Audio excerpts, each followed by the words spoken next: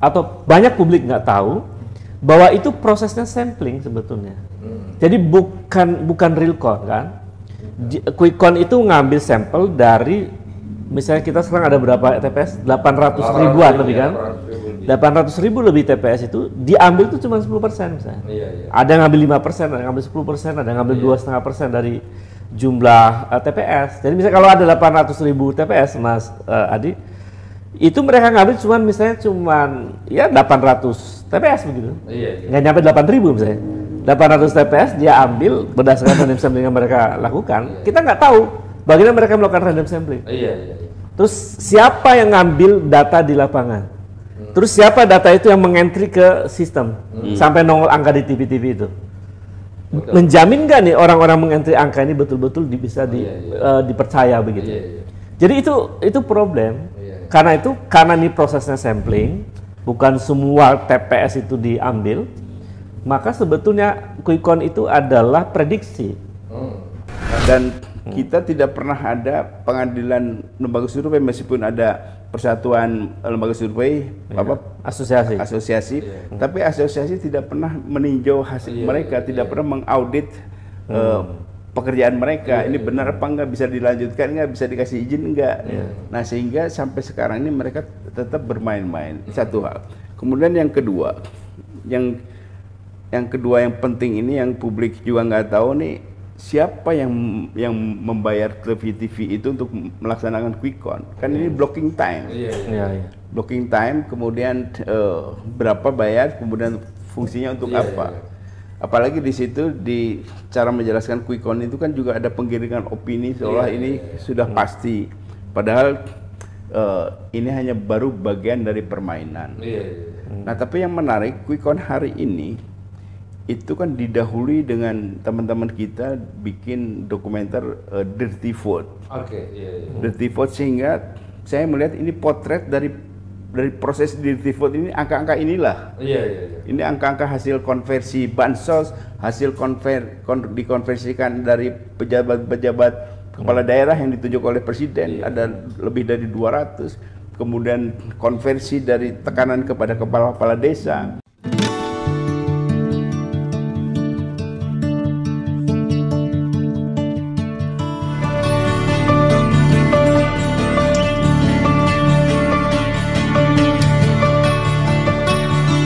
Assalamualaikum warahmatullahi wabarakatuh. Jumpa lagi dengan Kang Mizan di Maksumi TV. Pemirsa, ya ini masalah quick count ini sangat mengganggu kita. Dan kalau kita tarik ke belakangnya, perjalanan pemilu 2024 ini sangat carut marut ya, sangat mencederai demokrasi kita. Mulai dari masalah MK, mulai dari kemudian bantuan sosial segala macamnya, pengerahan kepala desa, penunjukan PLT, gubernur dan bupati, dan lain sebagainya. Dan sekarang ya, masalah quick count ini sangat mengganggu masyarakat. Nah, untuk itu kita akan bincang-bincang dengan ini Pak Ubedillah, yang mungkin tidak perlu diperkenalkan lagi, dosen UNJ, aktivis tahun 98. Dan sebelah kiri kita adalah Pak Adi Masardi, ya, aktivis politik, sosial budaya, pembaca puisi, dan juga juru bicara Gus Dur. Nah, gimana? Kita mulai dengan Pak Ubed dulu, apa? Ya, boleh. Dari mana kita mulai? Nah, dari mana saja, Pak? Kira-kira ya. Jadi kita mulai dari quick count ya, Pak. Oke. Quick count itu kan yang mengadakan adalah lembaga survei. Nah, problem di Indonesia, lembaga survei kita ini sangat bermasalah. Pertama, bahwa lembaga survei yang melakukan quick count adalah bagian dari konsultan kontestan. Jadi kita bisa periksa tuh, misalnya mau kita pakai contoh lembaganya siapa ya? Yang nggak begitu, ini. Ya, poll tracking lah misalnya. Kita tanya poll tracking itu konsultan siapa? Dia konsultan partai pendukung 02 kan? Jadi ya hampir semua lembaga survei yang buat quick count itu adalah bagian dari kontestan. Secara etika ilmiah itu problem yang cukup serius, karena dia mengumumkan satu informasi penting dalam elektoral tapi dia menjadi bagian dari kontestan sebetulnya. Ya, dugaan bias Jadi keras sekali. di negara-negara maju itu terbuka. Jadi kalau dia adalah lembaga survei, lalu dia terbuka bahwa saya dibiayai oleh kontestan A. Lalu karena dia dibiayai cukup besar, angkanya miliaran, bahkan mungkin puluhan miliar itu, maka dia juga terbuka pajaknya. Betul, betul. Dia bayar pajak nggak tuh ke pemerintah, karena dia mengambil keuntungan dari bisnis politik itu. Kemudian yang ketiga, lembaga survei ini di Indonesia, selain dia tidak transparan soal keuangan, dia juga tidak transparan soal pajak. Lalu yang ketiga, dia tidak transparan soal data mentah. Jadi yang dipertontonkan ke publik itu kan sudah jadi tuh, termasuk quick count tuh kan, ini loh hasilnya gitu. Tapi publik nggak tahu bagaimana metodologi, proses bagaimana quick count dilakukan, termasuk juga survei-survei, lalu data mentahnya mereka simpan di mana? Karena interpretasi itu kan dari data mentah. Betul, betul. Bagaimana juga proses random samplingnya dilakukan dan seterusnya, itu tidak transparan. Nah itu yang kemudian membuat kita akademisi yang dari kampus tuh dalam tanda petik meragukan sebetulnya kerja-kerja lembaga survei itu betul-betul dia menggunakan prinsip-prinsip ilmiah atau dia sesuai dengan pesanan siapa yang membiayai gitu. Jadi masalah lembaga survei itu pertama kemungkinan bias besar karena dia apa itu namanya tidak independen lah. Tidak independen ya, ada beberapa yang terkait dengan partai politik sendiri tertentu. Selain itu mereka tidak terbuka dengan pendanaannya. Itu penting sekali. Pajaknya juga jelas. Dan ini data-data mentah yang penting yang bisa diolah pihak lain juga. Yang kita bisa akses. Mereka nggak diberi akses juga. Betul. Jadi kalau dari beberapa faktor ini ya, saya juga meragukan ya validitas dari hasil survei quick count ini. Yang kasihan kan publik, Pak. Jadi kayak quick count ini misalnya, itu kan kita tidak tahu bahwa, atau banyak publik nggak tahu bahwa itu prosesnya sampling sebetulnya. Jadi bukan real count kan. Quick count itu ngambil sampel dari, misalnya kita sekarang ada berapa TPS? 800 ribuan lebih kan? 800 ribu lebih TPS itu diambil tuh cuma 10% misalnya. Ada yang ngambil 5%, ada yang ngambil 10%, ada yang ngambil 2,5% dari jumlah TPS. Jadi misalnya kalau ada 800 ribu TPS, Mas Adi, itu mereka ngambil cuman misalnya ya 800 TPS begitu. Nggak nyampe 8.000 misalnya. 800 TPS dia ambil berdasarkan random sampling yang mereka lakukan. Kita nggak tahu bagaimana mereka melakukan random sampling. Terus siapa yang ngambil data di lapangan? Terus siapa data itu yang mengentry ke sistem sampai nongol angka di TV-TV itu? Menjamin nggak nih orang-orang mengentry angka ini betul-betul bisa dipercaya begitu? Jadi itu problem. Karena ini prosesnya sampling, bukan semua TPS itu diambil, maka sebetulnya quick count itu adalah prediksi. Jadi bukan data mutlak gitu. Kan ada juga beberapa peristiwa, misalnya kalau nggak salah seperti di Turki ya, quick count-nya itu kalah tuh Erdogan. Tapi kan kemudian setelah real count ternyata Erdogan yang menang misalnya. Jadi ini juga berpotensi quick count ini bermasalah karena metodologinya mereka nggak cerita sama publik. Teknik bagaimana ngambil data setiap TPS, lalu kemudian siapa yang ngambil data itu, lalu siapa yang mengentry data. Nah itu perlu diperiksa. Jadi sepanjang itu tidak transparan, saya meragukan quick count itu. Kira-kira begitu. Seharusnya mereka buka itu. Bisnis proses mereka melakukan survei itu dibuka. Betul. Jadi confidence ya, kepercayaan masyarakat atas hasil survei ini quick count ini bisa lebih kuat. Betul. Ya karena bisnis proses mereka ya. Termasuk bagaimana mereka mengambil sampling randomnya, bagaimana entry datanya, bagaimana validasinya itu nggak dibuka ya, kita sebagai ini peneliti meragukan. Betul. Nah kalau Pak Adi gimana nih Pak Adi? Saya melihat begini, ini kan kalau kita lihat dari orang-orangnya, pelaksana survei dan kemudian menjadi pelaksana quick count itu kan track recordnya itu diragukan. Itu sebabnya ada pertanyaan ke Ubed itu. Kalau tidak diragukan kan baik-baik aja. Karena dia niat untuk membuat quick count itu adalah seperti juga membuat survei, yaitu untuk mempengaruhi opini publik, maka ini menurut saya kejahatan akademis, kejahatan yang dibungkus dengan mekanisme akademis. Sebetulnya quick count itu kan baik-baik saja, sangat berguna untuk masyarakat kalau dilaksanakan dengan jujur, karena kita bisa melihat hasil lebih cepat dibandingkan perhitungan manualnya. Tapi karena ini diselewengkan, sehingga menjadi masalah besar.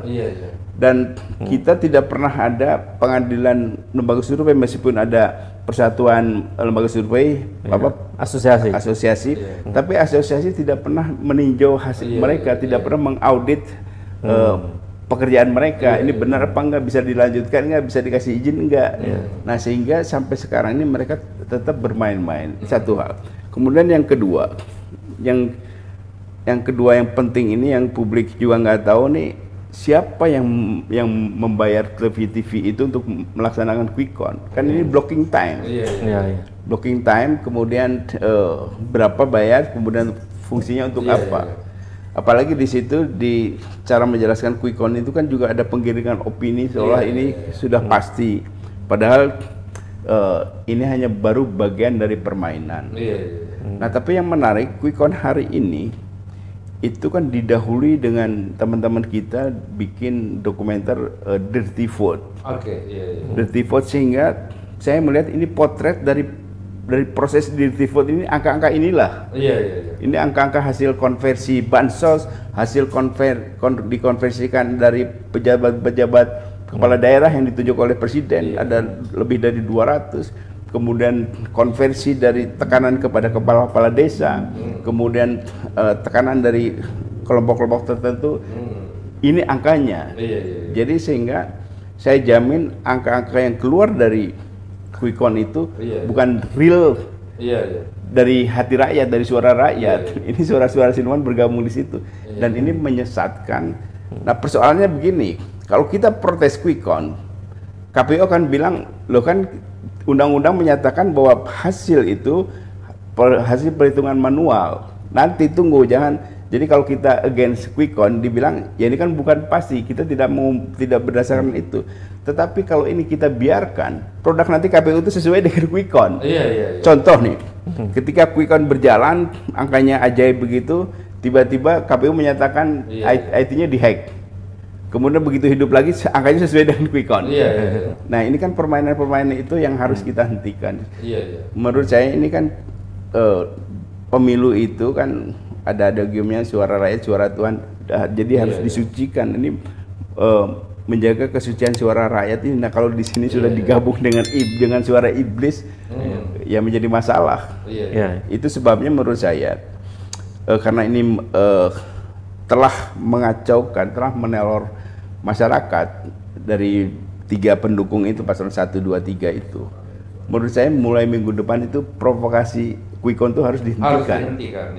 Biar nanti kalau toh memang hasilnya nanti hasil perhitungan manual, ya tunggu aja manual. Sehingga dengan demikian ini dihentikan. Kemudian selebrasi itu menjadi tidak penting, dan ini bisa mengganggu, karena begitu hasilnya berbeda, dampaknya juga pasti berbeda. Betul. Gitu. Ya memang sangat mengganggu ini hasil quick count ini, dan kelihatannya ya mereka sering klaim itu lembaga survei itu quick count kita nggak beda banyak dengan real count dalam pemilu-pemilu terdahulu ya, 2019, 2014 dan seterusnya. Tapi yang jadi masalah yang saya dengar ya pasangan calon itu waktu bertanding waktu itu sistem IT-nya tidak begitu kuat. Pengalamannya belum ada. Sekarang saya dengar baik sistem IT-nya Amin maupun sistem IT-nya IT sudah sangat kuat, dan temuan sementara mereka angkanya itu jauh berbeda. Nah, kelihatannya yang ini bakal diadu ya, mungkin akan ke Mahkamah Konstitusi kalau pada tingkat kecamatan dan ininya tidak diselesaikan data-data itu.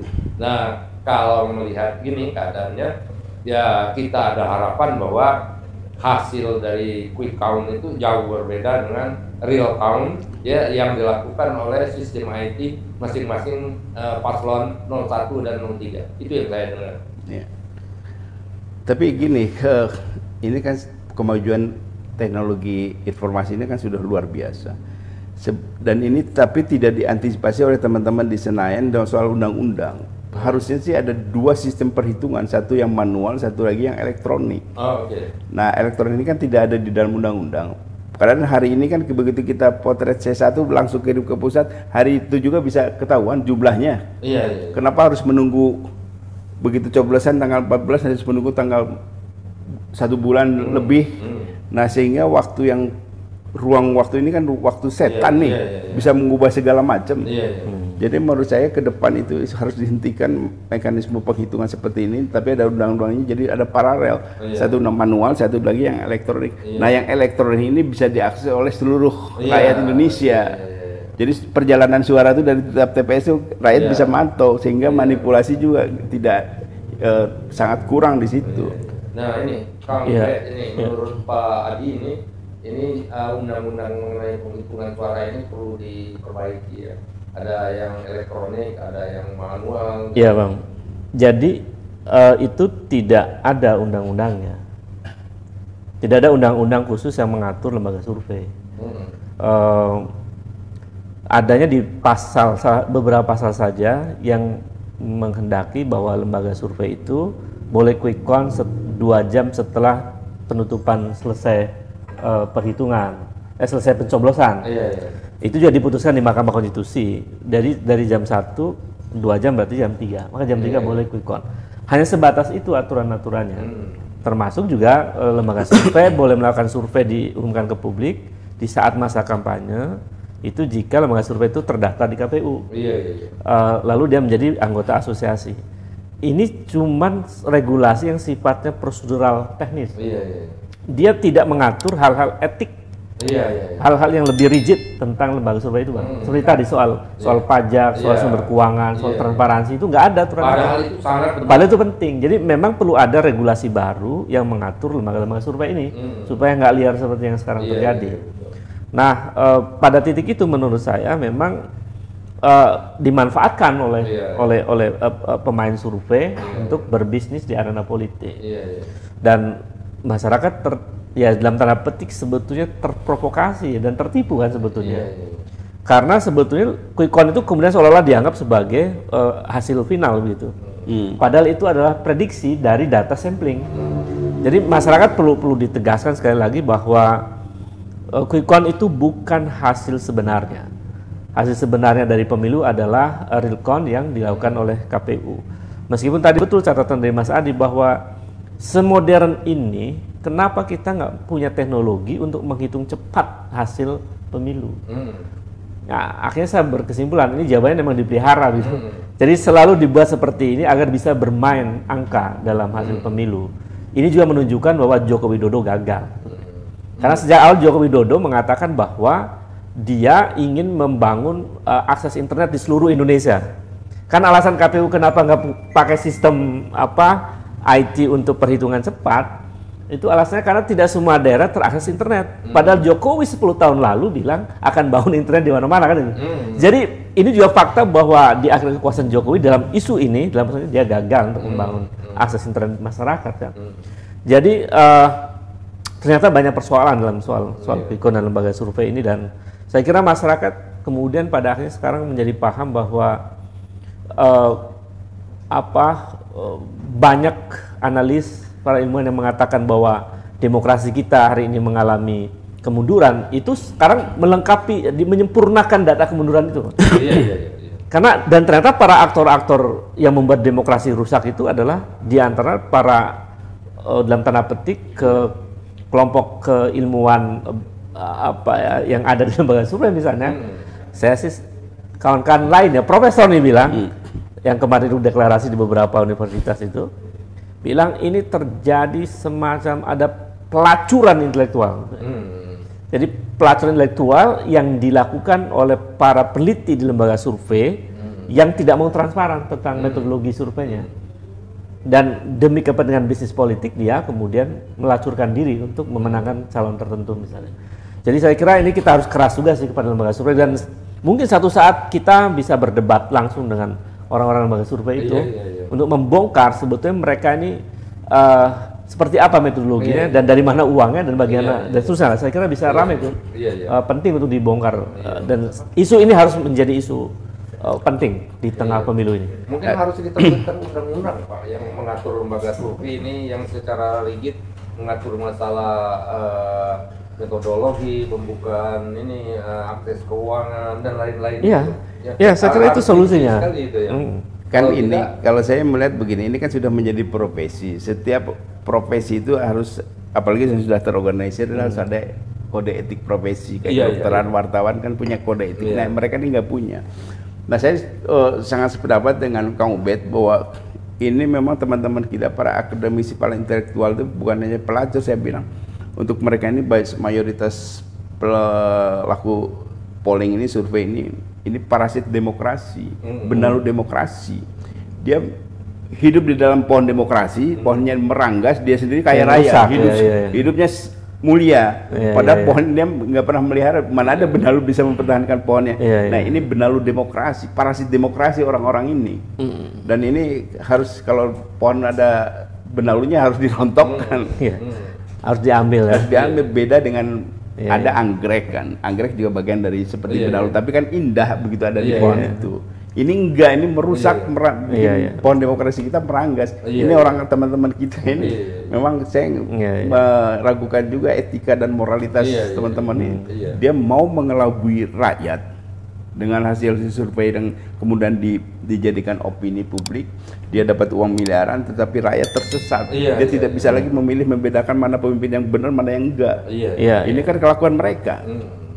Jadi kita memang harus memberikan peringatan keras untuk teman-teman lembaga survei ini. Dan saya kira kita harus berjuang terus ya, hingga terbitnya suatu undang-undang ya yang mengatur kode etik dari lembaga survei, kemudian secara rigid, secara rinci mengatur masalah pembukaan akses informasi mengenai keuangan, metodologi dan lain-lain ya. Dan kalau ini ya bisa dilaksanakan, walaupun saya yakin berat ya, banyak yang nggak setuju itu. Ini kita harus berjuang terus ya, karena ini akan menentukan masa depan demokrasi kita. Masalah ini. Dan saya kira rakyat perlu diedukasi bahwa situasi sekarang ini sudah tidak sehat. Oh, sangat tidak sehat. Sangat tidak sehat, maka ini momentum penting untuk rakyat mengambil sikap. Betul. Apa yang harus kita lakukan dan bagaimana kita kemudian melakukan satu langkah-langkah yang cukup mendasar dari evaluasi praktek pemilu yang kita sebut sebagai praktek yang curang. Betul. Nah, satu lagi yang penting ini yang kita lihat teman-teman pelaksana survei ini, menurut saya ini menentang konstitusi, kan tugas konstitusi pemerintahan ini kan mencerdaskan kehidupan bangsa. Ini mereka ini membodohi rakyat. Contoh yang paling konkret itu yang kemarin kita saksikan, kan mereka itu yang menyarankan kepada kontestan bahwa masyarakat kita tuh menengah ke bawah itu tidak terdidik. Jadi jangan kasih edukasi, sudah kasih bansos saja. Kan mereka ini yang ngasih contoh. Jadi mereka terus menjaga kebodohan rakyat ini. Harusnya kan karena masyarakat ini mayoritas lulusan SD SMP, kita harus cerdas kan dengan kampanye-kampanye yang cerdas. Dia enggak disesatkan, cukup dengan bansos saja bos. Ini yang kejahatan terhadap dunia pendidikan, kita kan penyuka pendidikan. Dan ada teman saya menyatakan ini kebodohan rakyat kita ini, maaf ya, masalah tidak bisa berpikir cerdas, tidak bisa memilih cerdas itu terkait dengan penghasilannya Pak. Penghasilannya kalau minimal misalnya 10 juta per bulan, mereka otomatis cerdas. Tapi kemudian saya tanya, berapa lama lagi kita akan mencapai pendapatan minimal 10 juta? Bisa 25 tahun lagi, 50 tahun lagi, itu jadi masalah itu. Tapi menurut saya nggak terlalu begitu juga, nggak terlalu signifikan juga. Yang jelas saya lihat secara kasat mata itu, mereka memelihara kebodohan itu. Jadi karena mayoritas kan orang bisa berpikir itu tidak ditentukan juga oleh tingkat pendidikan. Nah, ini sudah diklarifikasi bahwa menengah ke bawah itu, masyarakat itu mayoritas di bawah SMP. Karena itu jangan kasih kampanye yang kasih pendidikan, kasih bansos saja kan dia berarti memang di otaknya itu akan menjaga tetap rakyat ini kita bodoh. Itu saya ingat dengan Profesor William Liddell itu. Waktu pemilihan umum pertama di era reformasi dulu tahun 99 rasanya. Waktu itu kan PAN ya dianggap bakal menang banyak. Kalau menurut Liddell enggak, karena yang bakal menang banyak itu orang yang sudah ada hubungannya dekat dengan rakyat itu, yang punya jaringan itu. Jadi yang Golkar, PDIP dan lain-lain. PAN dia bilang paling nomor 5. Dan ternyata betul, Profesor William Liddell itu. Tapi waktu itu tidak ada akademisi yang menyuruh yang menjadi klien politiknya untuk membodohi rakyat dengan cukup dikasih bansos, kasih uang aja, kasih sembako itu. Iya betul, waktu itu ini isu sembako itu bansos. Jadi kan dikaitkan dengan kalian harus dekat dengan rakyat, bukan dekat dengan bansos dengan sembako. Jadi memang problem masyarakat kita ini tingkat pendidikan kan rendah, Pak. 60% lebih itu lulusan SMP. IQ-nya juga rata-rata cuma 78. Iya, betul. IQ rendah itu bermasalah itu 90. Ini kita 78, berarti memang mengalami gangguan intelektual. Di problem di situ. Nah, di tengah situasi tingkat pendidikan yang rendah, rezim tidak punya agenda yang sangat serius untuk meningkatkan dunia pendidikan. Baru sadar kan pas periode kedua ini udah terlambat. Jadi artinya ada kesengajaan tadi betul Mas Adi, merawat kebodohan agar bisa mudah dibeli suaranya lewat bansos, dan lain-lain itu. Jadi ini memang menurut saya bencana demokrasi yang sangat serius. Betul. Karena di saat masyarakat tingkat pendidikannya rendah, kemudian rezim berkuasa tidak mau meningkatkan sumber daya manusianya. Bahkan angka PISA itu kita masuk 10 besar tapi dari bawah. Itu memang ngeri. Program International Student Assessment itu posisinya 6 besar dari bawah. Dan tidak pernah maju-maju. Dan tidak maju-maju. Iya, dari tahun 2001 sampai 2002. Jadi luar biasa ininya, problemnya. Nah, karena itu menurut saya memang banyak persoalan yang harus kita selesaikan, Bang. Tapi kan kemudian kita meyakini bahwa siapa sih aktor utama yang menciptakan problem ini menjadi makin rumit sekarang, makin problematis. Saya sih melihatnya ada faktor satu orang yang memang harus dipotong mata rantainya itu. Joko Widodo namanya. Jadi memang ini citra buruk demokrasi di mata internasional itu faktor Jokowi. Faktor Jokowi. Joko Widodo, kenapa dia menjadi faktor penting dari rusaknya demokrasi kita? Karena dia mengobok-obok Mahkamah Konstitusi. Dia mendorong anaknya menjadi cawapres. Yang tidak memenuhi syarat. Yang tidak memenuhi syarat undang-undang pada saat itu. Jadi dan melanggar juga KPU-nya. Jadi bayangkan MK-nya melanggar etika berat, KPU-nya melanggar etika juga. Bawaslu-nya bermasalah juga di tengah kekuasaan Joko Widodo ini. Jadi sebenarnya faktornya ada Joko Widodo. Andai kan misalnya waktu itu Joko Widodo mengatakan bahwa saya tidak ikut campur urusan Mahkamah Konstitusi dan saya minta Gibran anak saya tidak mencalonkan jadi cawapres, ceritanya akan lain. Tapi ini betul-betul dia memanfaatkan itu dan kemudian mendorong anaknya menjadi cawapres. Itu yang membuat demokrasi kita lukanya makin mendalam, problem kita makin luar biasa. Ya, terus potret kegagalan rezim Widodo II periode ini kan secara tidak sadar dicetuskan juga oleh anaknya, Gibran itu dan Prabowo dengan buat program makan siang gratis. Ini kan membuat kita teringat bahwa ini seperti negara habis Perang Dunia Kedua. Jepang dulu ngasih makan gratis setelah Perang Dunia Kedua ketika kacau balau. Nah, jadi dampak 2 periode Joko Widodo ini seperti membuat kita setelah habis Perang Dunia Kedua. Jadi 10 tahun ngapain aja itu kan? Ngapain aja. Nah, jadi memang parah ini ya. Ini habis Perang Dunia Kedua nih pasca Joko Widodo rejim ini. Itu belum bicara korupsi, Mas. Belum bicara korupsi. Indeks korupsi 34 di bawah 5, parah merajalela. Jadi memang terlalu banyak persoalan yang dibuat oleh Joko Widodo. Menurut saya memang Joko Widodo adalah musuh demokrasi, mengkhianati demokrasi yang harus kita hukum sebetulnya. Makanya ada gagasan bahwa Joko Widodo harus dihukum, itu menurut saya gagasan yang rasional. Karena dia dosa politiknya terlalu banyak. Betul. Membuat bangsanya seperti sekarang. Saya kira itu. Iya. Ya, saya kira memang sangat bermanfaat sekali diskusi kita ini. Jadi dari masalah quick count, MK, bansos, penunjukan pejabat PLT, dan puncaknya adalah Jokowi itu yang sangat bermasalah dan dapat dikatakan membunuh demokrasi ya, dengan membangun dinasti. Orang, ya. Dan yang ini harus diatasi bersama ya.